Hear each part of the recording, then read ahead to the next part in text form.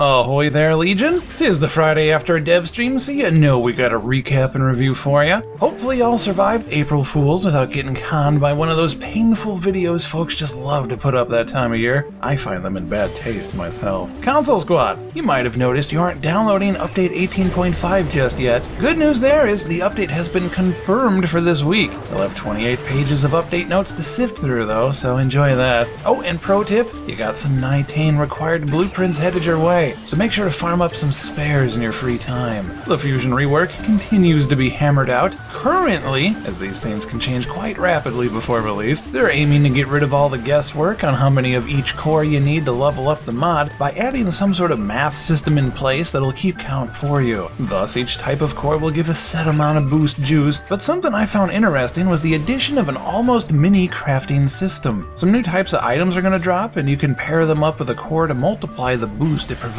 Sure, we'll get more information on that as time passes on. StarChart 3.0.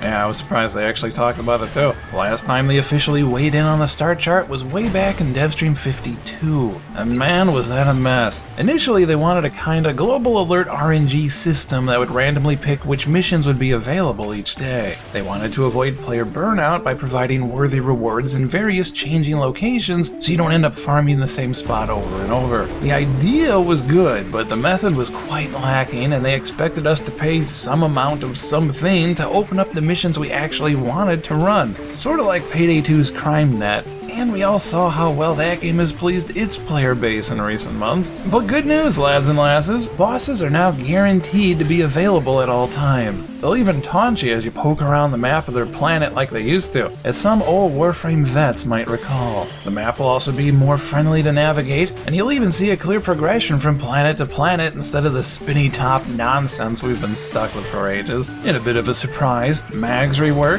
Volt Rework, and Warframe passives are all coming out at the same time. And before Update 19, we covered Mag's Rework last Devstream recap. I'll put a link in the description if you want a rundown of her new abilities there. But they showcased Volt so soon after, as he didn't get nearly as heavy of a rework as she did. Shock is pretty much untouched, but it now synergizes with Shield. It'll be nearly twice the size, get a graphical update, and hitting one with Shock does something. I actually didn't say what. I'm assuming it'll deal more damage as you shoot out of it, or it'll fry enemies that get too close. Speed also remains untouched. Works the same on the user for sure, but they're toying with an option to cancel it like you can Limbo's Rift Walk, but so far nothing's sticking. Now for Ovahloade. This one's the biggie. Instead of a giant growing sphere of instant damage, it'll now spread out from your feet along the floor, stun enemies in place it touches, and turn them into a Tesla coil that fries nearby enemies. If a group's affected, they'll zap each other. If only one's alive, it'll charge up its damage and unleash a big zap when an enemy gets too close, or it'll just zap itself if enough time has passed. You can even use Shock on them to overcharge their damage. His passive's a mix of interesting and goofy. The longer you spend on the floor between attacks, the harder your next attack will hit. Like when you run across a room in socks and zap someone, literally how they got the idea. And finally, Mace's Peacemaker will scale with her equipped weapons similarly to how other Warframe Ultimates have in the past.